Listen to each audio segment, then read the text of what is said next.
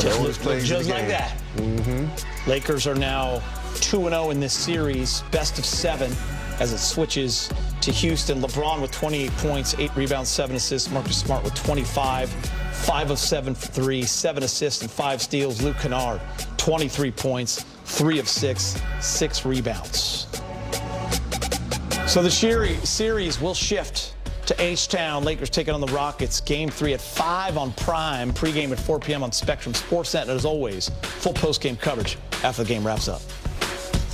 LeBron. Sportsnet Lakers before tip-off. Get all the news you need to know on the purple and gold. When you smell playoffs, it's a different beast. It's a different type of energy, it's a different type of emotion. And after the final buzzer, head back to the studio for post-game reaction, highlights, and interviews. LeBron came in. He knows he's got to lead these guys. Let's go. Access Sportsnet Lakers. Pre- and post-game coverage on Spectrum Sportsnet.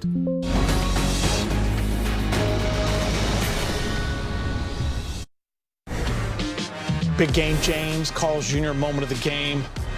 Lob it up high, and Ayton with a monster throwdown. Well, Marcus is a setup man. He knows how to set you up for a nice pass or nice lob. That time, he knew that the defense was coming over and Ayton was rolling.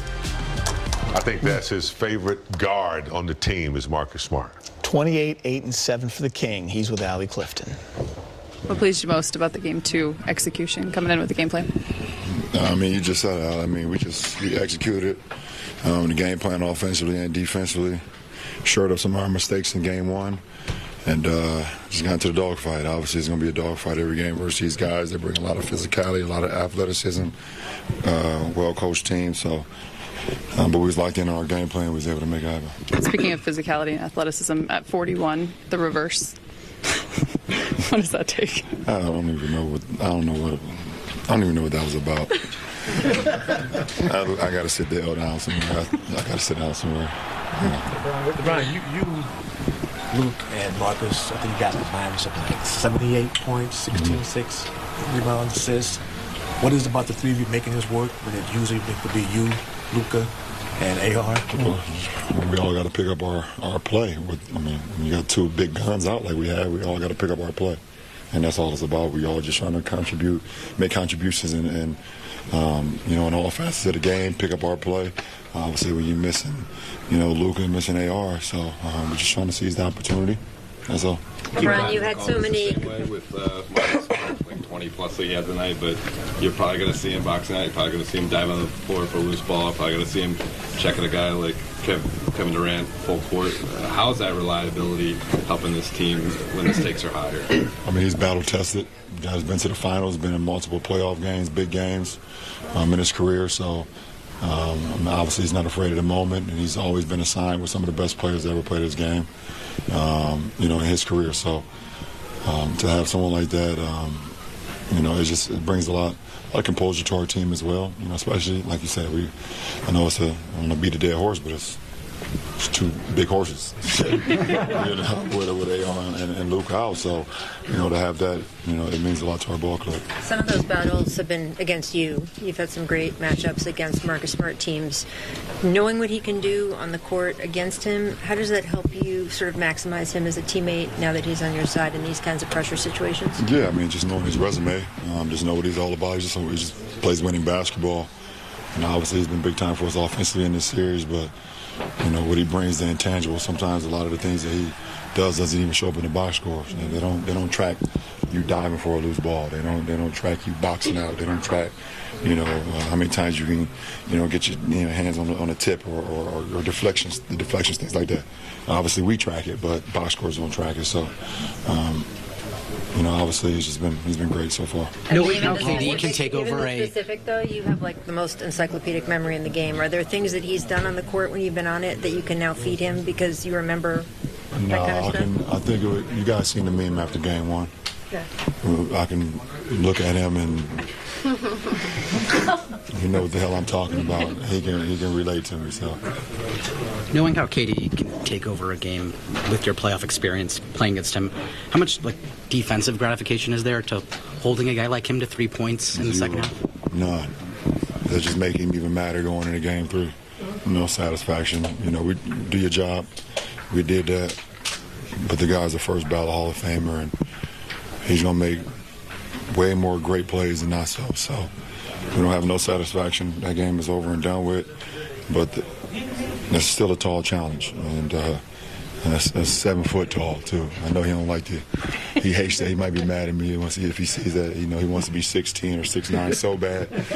But he's 7 foot for sure. Obviously, this group entered this series as huge underdogs. You talk about how you lost 2 huge horses. What do you think of this group going up 2-0 in the series? It means nothing. The series is not won until you win 4. It's the first of 4. But our only mindset is game 3. The game is always played in between the lines, and that's all that matters.